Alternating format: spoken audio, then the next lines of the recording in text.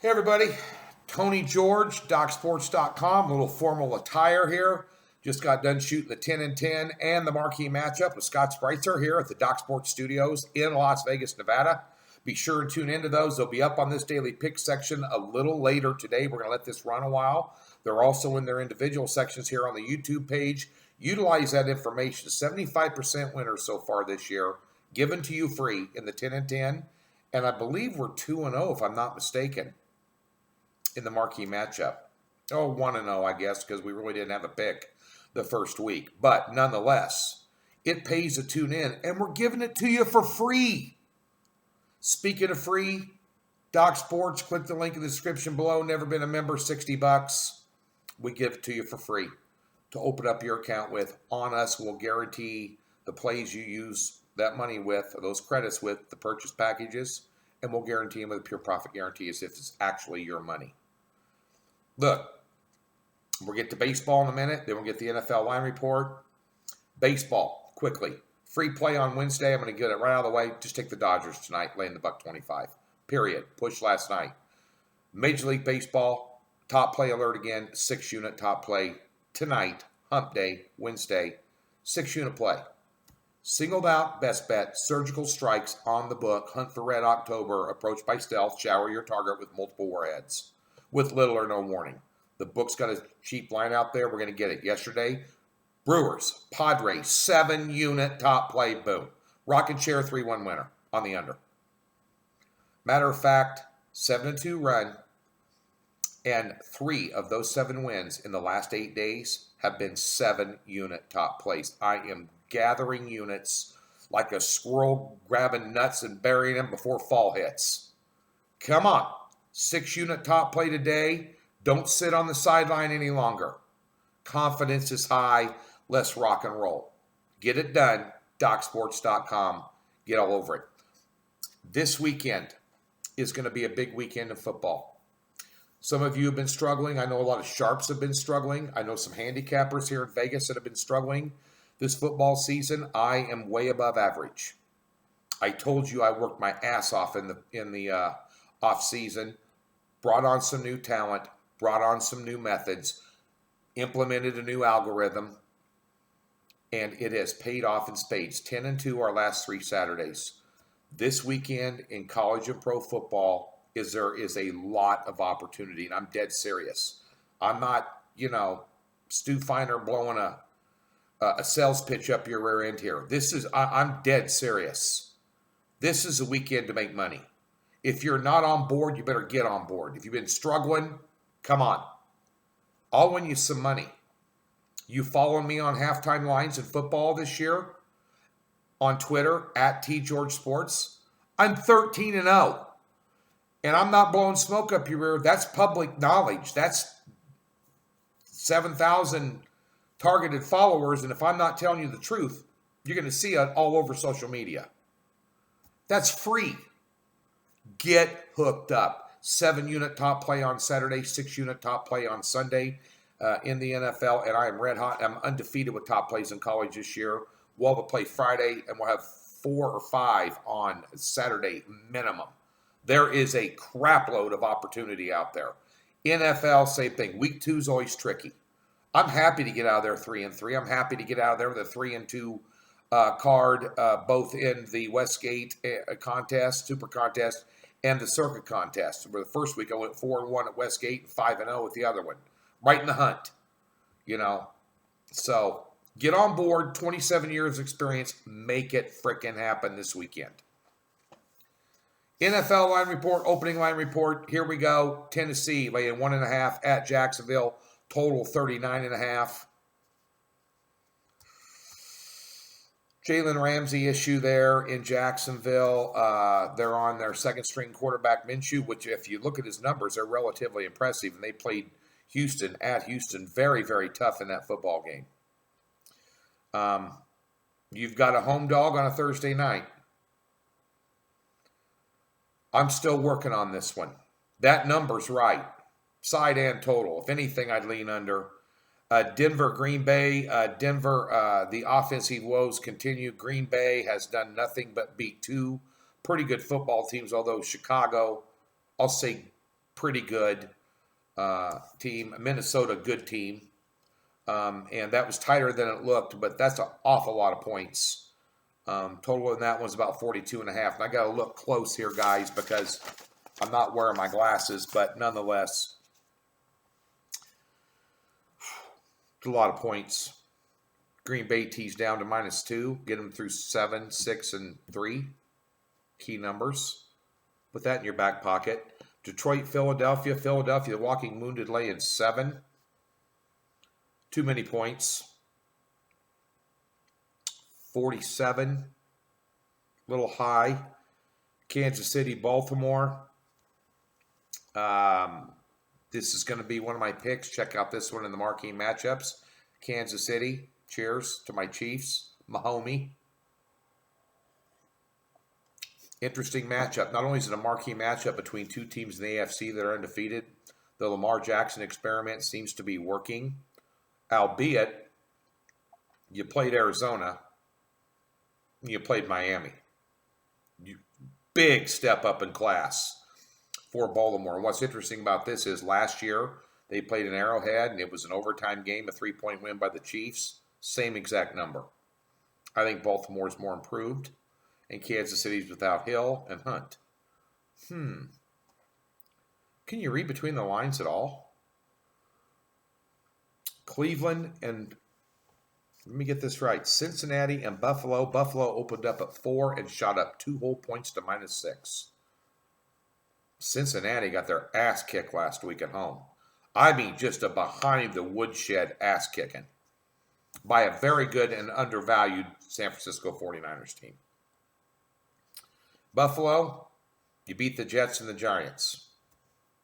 Okay, you're the best team in New York. That's not saying a whole lot. I'm not sure Cincinnati's got their act together yet, and there's Zach Taylor. I just don't know. Defensively, they got shredded. And they played well at Seattle in week 1, and last week they looked like, a monkey humping at football. I don't know what was going on. Maybe Buffalo down to a pick 'em, put them in Green Bay. There's a pick. Okay, and 2-team 6-point teaser, -110 at most places. $120 at the most. Come on. Atlanta, Indianapolis laying 2. If you're not impressed with what Jacoby Brissett has done so far this year, then you're not paying attention. And here's the big key in this game. The defensive line of Atlanta against that offensive line of the Colts, with Jacoby being mobile and able to move around, buy time, run forward on 3rd and 4 when players are covered down the field and convert first downs. Well, that's how they beat Tennessee last week, and I had them. +3 outright winner.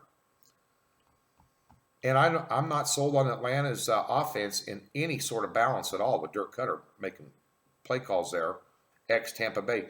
Think about that. Tampa Bay last year was the 2nd in the NFL in offense. Couldn't win a game.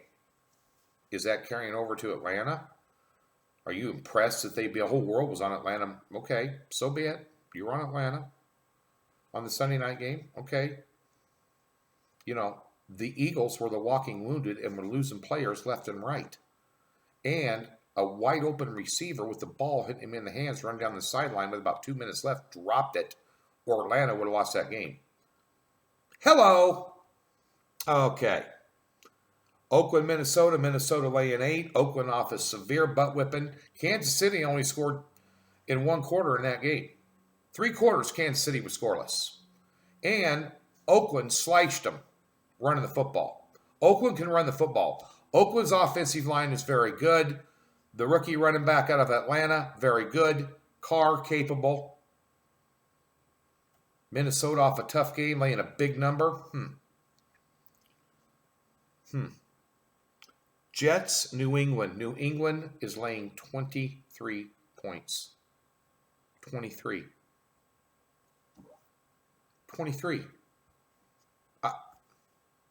You want me to get near that? My circuit partner last week, name's D. Ray Simon, used to be on the senior PGA Tour. He's in his 80s.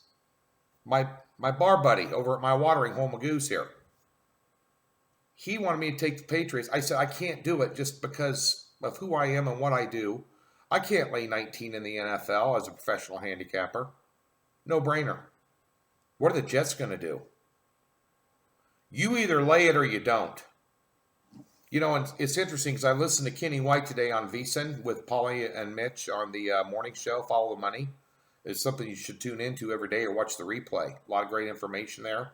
And Kenny talked, and Kenny's a known figure out here in Las Vegas.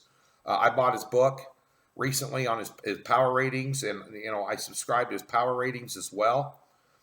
Not his picks, but his power ratings, because they're good. He talked about power ratings per player.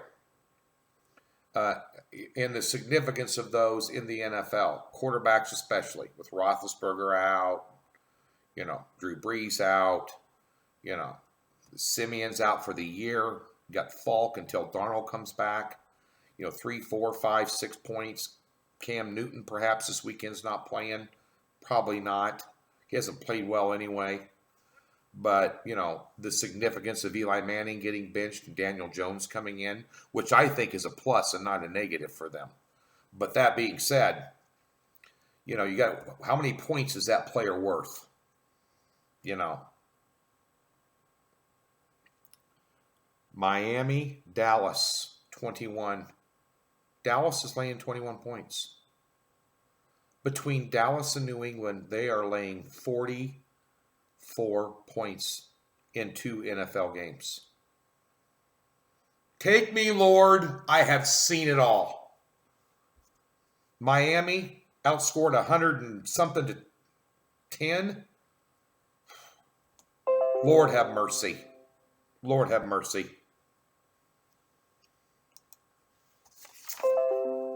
Dallas or nothing. Sorry about that. I'm getting alerts on my computer because of line changes. Okay, Giants, Tampa Bay laying 6.5. That's too many. Daniel Jones, okay, you look great in the preseason. You look great at Duke. I won a ton of money on you when you were playing at Duke for Cutcliffe. Let's see what you got. You got one of the best running backs in the NFL. Tampa Bay's defense is sneaky good. What's the total in that one? Okay, 48.5. Take the under. Hello. Take the under. Take the under. New Orleans and Seattle. Seattle laying 4. New Orleans, Terry Bridgewater. You better get Taysom Hill in there. I was impressed with what Seattle did at Pittsburgh, even though Big Ben went out. Rudolph's not horrible at all. Better than Landry Jones. Their ex-backup. You know, total in that one's 44.5. That's about right, too. Sean Payton's a good coach. We'll see what he can do, but I think you get Hill in there versus Bridgewater because Bridgewater's not as mobile as he used to be, and he looked awfully rusty. Houston, LA Chargers. I said this on the 10 and 10. I can only look at it's up to 3.5. If you get 4, you can find a hook and half. I like Houston there a little bit. Definitely part of a teaser. Houston teased up. Get them over 9. Pittsburgh, San Francisco 6.5. They should be. LA Rams, Cleveland. I don't get 3 -3 even. Here's the thing. I can't figure out what I'm missing on the Rams. They're laying 1.5 against Carolina, who's no good. They were laying 2 against New Orleans last week, and who knows what they would have done if Brees would have been in the whole time. Now they opened up at 2, went to 2.5, and now they're up to 3 in some spots. They getting any love from the odds makers? Less respect for one reason or another? I'll guarantee you one thing. The better coach in this game is on the side of LA, without question. And the Thursday night game, Chicago-Washington, my initial thought is, what in the hell is Chicago doing laying 4 against anybody with absolutely no offense whatsoever and a quarterback that stinks? I'll tell you what right now. If Nagy was smart, he would put Chase Daniel in this ball game. If they fail in the first 3 series to get a first down to establish anything against Washington, who got shredded last week by Dallas in their own house, dominated, I'd put Chase Daniel in a heartbeat. That's your Monday nighter. I've got a strong opinion on this game, actually, and it's going to be one of my top plays of the weekend. I'm Tony George, DocSports.com. Thanks for tuning in.